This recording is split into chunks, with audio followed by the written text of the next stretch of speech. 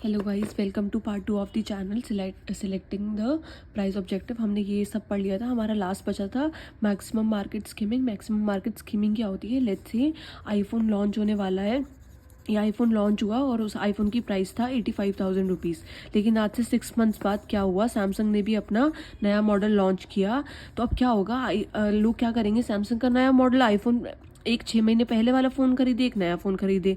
तो ताकि आईफोन की मार्केट सैमसंग में ना जाए, आईफोन अपना प्राइस रिड्यूस कर देगी 60,000। या अगर आईफोन को भी अपना 13 मॉडल था, अब उन्होंने 15 लॉन्च किया, तो अगर 15 लॉन्च भी अगर उनका 85 का है और 13 भी 85 का है, तो लोग 13 क्यों खरीदेंगे? इसलिए वो क्या करती है, अपना प्राइस रिड्यूस कर देती है। इसको बोलते हैं मैक्सिमम मार्केट स्कीमिंग। इससे क्या होता है, आईफोन की मार्केट स्टेबल रहेगी।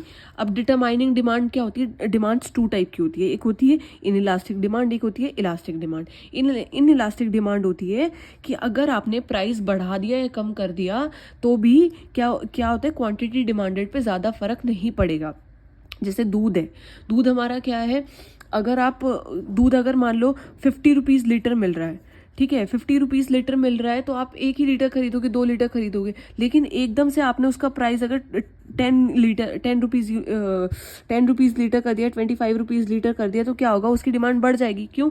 लोग दूध ज़्यादा लेंगे। दूध का क्या करेंगे, क्योंकि उसके मल्टीपर्पज़ है, पनीर बना लेंगे, दही बना लेंगे, उसकी मल्टीपर्पज़ है, इसलिए क्या होगी, उसकी कंजम्पशन भी ज़्यादा होगी। इसी को क्या बोलते हैं, इलास्टिक डिमांड। जिससे अगर आप प्राइस कम करोगे तो आपकी क्वांटिटी डिमांड बढ़ेगी। लेकिन वही इन इलास्टिक डिमांड है। इन इलास्टिक डिमांड क्या होती है कि अगर आपने प्राइस कम कर भी दिया, फिर भी डिमांड में कोई चेंज नहीं आएगा। फिर आता है डिमांड कैसे कैसे हम देख सकते हैं। डिमांड सर्वे के थ्रू, प्राइस एक्सपेरिमेंट्स के थ्रू और स्टैटिस्टिकल एनालिसिस के थ्रू।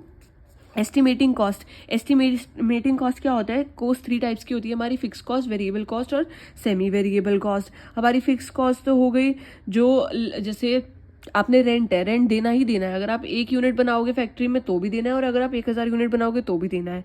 वेरिएबल कॉस्ट हमारी कौन सी होती है? वेरिएबल कॉस्ट हमारी होती है, जैसे लेट्स से आपका एक पेंसिल बनाने में, 10 रुपये की पेंसिल बनाने में आपकी 3 रुपीज़ की लेबर लग रही है, 4 रुपीज़ का रॉ मटेरियल लग रहा है, 437 और 3 रुपीज़ आप प्रॉफिट ऐड कर रहे हो। सेमी वेरिएबल कॉस्ट कौन सी होती है?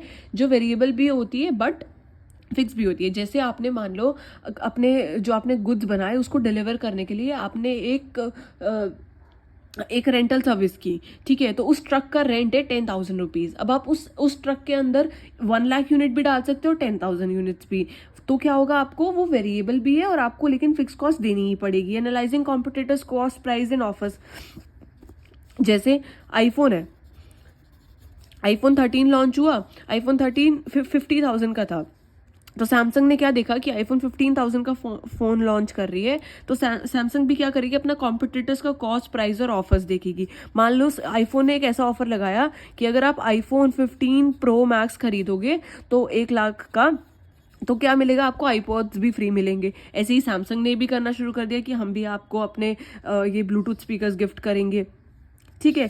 Selecting a pricing method. अब कौन सा प्राइसिंग हमें देखना है, ये बहुत मैटर करता है। मार्कअप प्राइस सबसे पहला है हमारा। एक यूनिट कॉस्ट, एक भी कोई भी आपको गुड्स बनाने के लिए उसमें बहुत सारी कॉस्ट एडेड होती है। वेरिएबल कॉस्ट, वेरिएबल कॉस्ट क्या होती है, हर जैसे टी शर्ट बनानी है आपने, अगर आप एक टी शर्ट बनवाने जाओगे तो आप कस्टमाइज स्पेशल टी शर्ट बनवाओगे तो वो आपको महंगी पड़ेगी।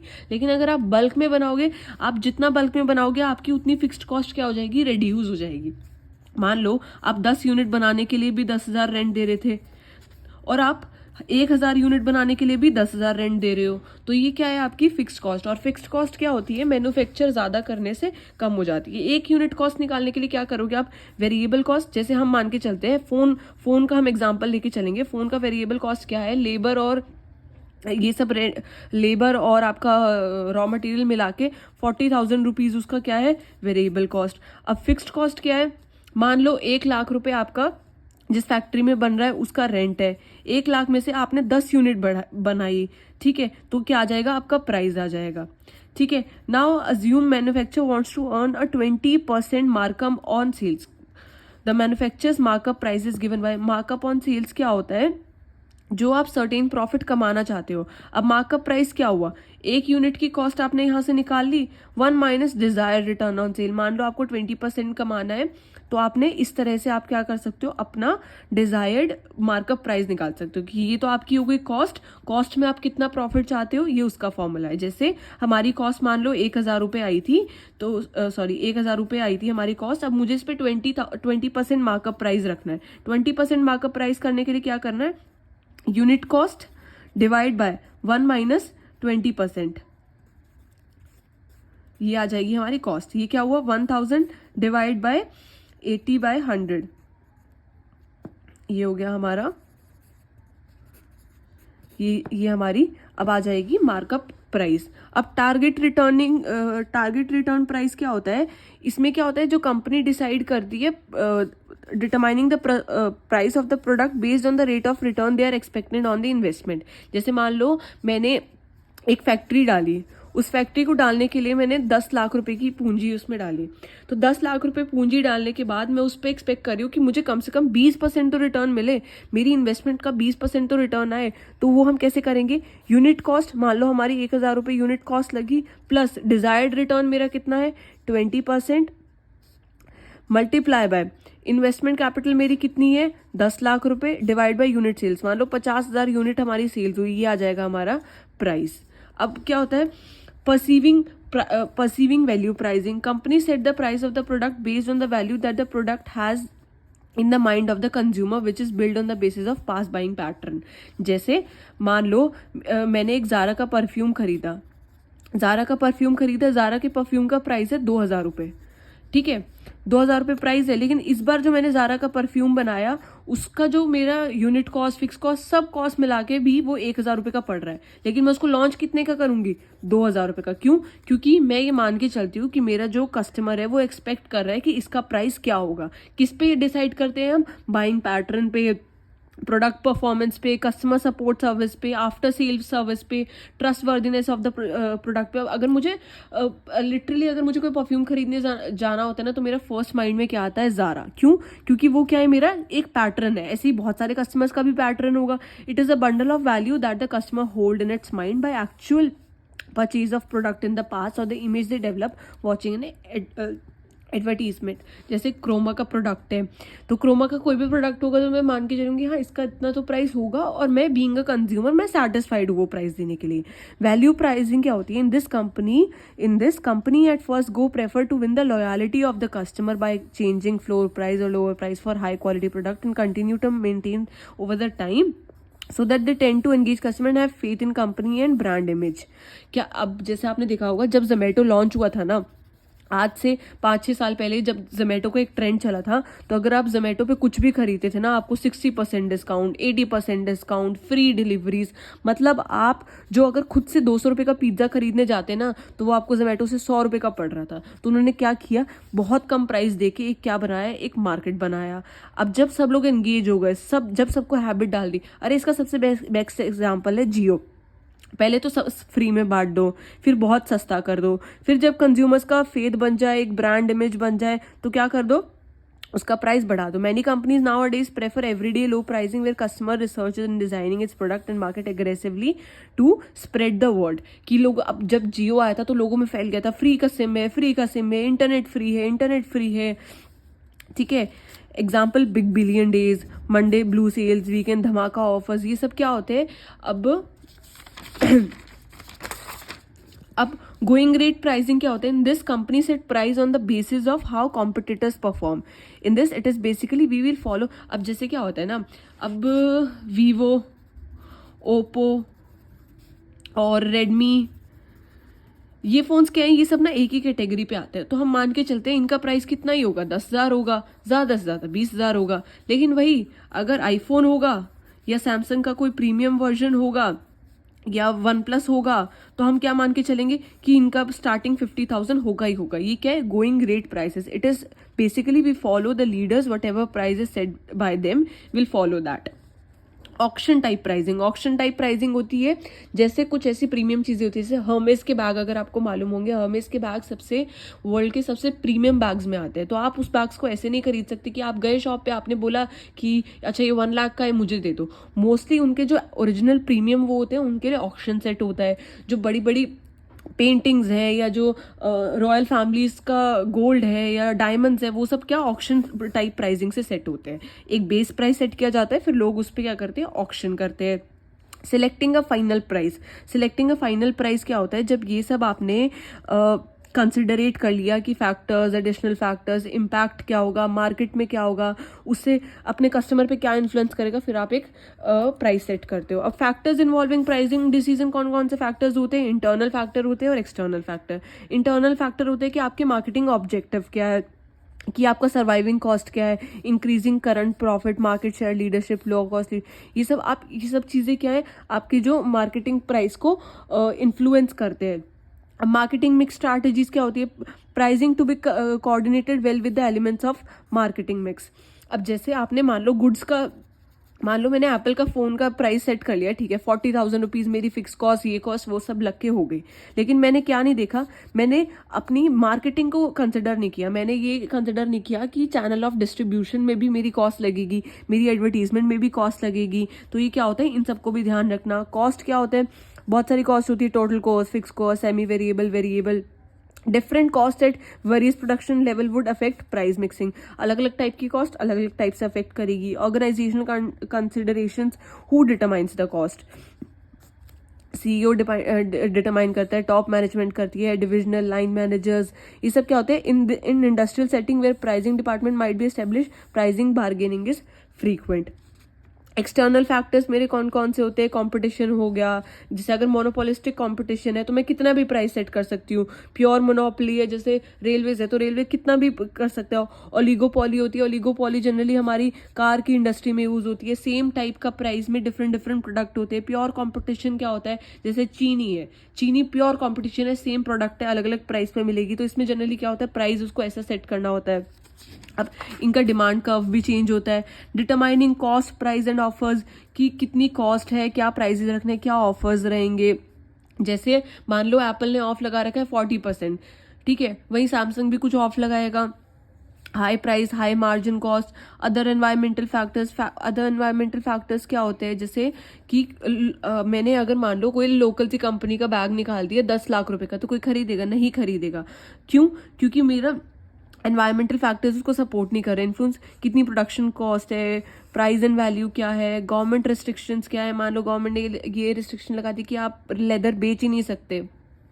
और सोशल कंसिडरेशन बहुत मैटर करती है। अब कौन कौन सी प्राइसिंग स्ट्रैटेजीज होती है हमारी, penetration pricing, economy pricing, premium pricing, price skimming, psychological pricing, bundle pricing, geographical pricing, promotional pricing, value pricing, captive, ये सब क्या है। अब ये सब का डिटेल है, ये आप खुद से भी पढ़ सकते हैं। पेनिट्रेशन प्राइसिंग का मीनिंग क्या होता है, aims to attract buyers by offering lower prices on goods and services. जैसे मैंने नई कोई कंपनी खोली, मैंने नए फ़ोन की कंपनी खोली, मान लो मैंने XYZ कोई फ़ोन की कंपनी खोली। अब मुझे मार्केट में घुसने के लिए पहले लोअर प्राइस देना पड़ेगा। आप घुसते ही अगर 2 लाख रुपए एक फ़ोन के मान लोगे तो कौन बेचेगा, क्यों, क्योंकि ना आपकी ब्रांड वैल्यू है, ना लोगों को आपकी टेक्नोलॉजी पता है, ना आपकी सर्विसेज का कोई लोगों को एक्सपीरियंस है। तो क्या होता है, सबसे पहले आप lower prices goods and services पे डालते हो अपने कॉम्पिटिटर से, ताकि क्या बने, आपका एक मार्केट बेस बने। इकोनॉमी प्राइसिंग क्या होती है, aims to attract the most precious price conscious consumers.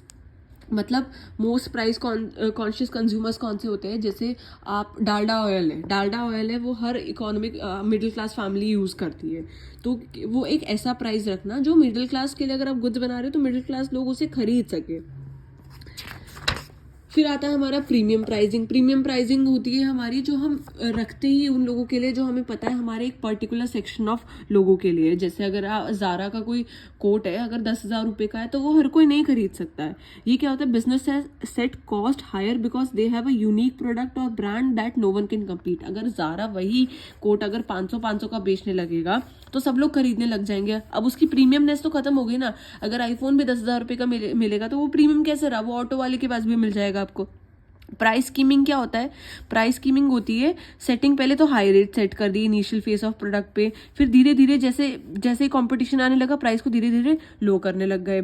Psychological pricing क्या होती है? Techniques that marketers use to encourage customers to respond based on emotional impulses rather than logical ones. मतलब customers के emotion से price set करना rather than logical. अगर मुझे पता है एक टी शर्ट मुझे पता है वो लेट्स से 500 रुपये की बहुत अच्छी आ जाएगी, लेकिन क्या करूं मैं उसका प्राइस तो सिर्फ 499 ही सेट करूंगी। क्यों? क्योंकि ये एक साइकोलॉजिकल इम्पल्स है कि लोगों को लगेगा अरे ये तो ऑफ पे है, या जो 1500 रुपये प्राइस दिखा के मैंने उस पर डिस्काउंट लगा के 499 का कर दिया, ये भी क्या है? साइकोलॉजिकल प्राइसिंग है। बंडल प्राइसिंग क्या होती है?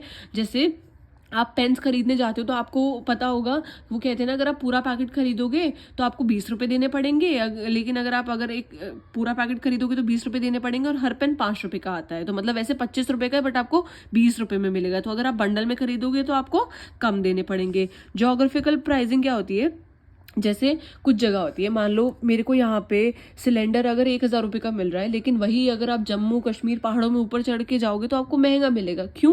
क्योंकि वहाँ पे वो चीज़ें इतनी आसानी से नहीं पहुँच सकती। ये सब क्या होता है? Geographical pricing. अब जैसे शराब की बोतल है, अगर हरियाणा में गुड़गांव में जाओगे तो वो आपको सस्ते में मिलेगी, पंजाब में सस्ते में मिलेगी, कहीं कहीं और जाओगे तो आपको महंगी मिलेगी। प्रमोशनल प्राइसिंग क्या होती है?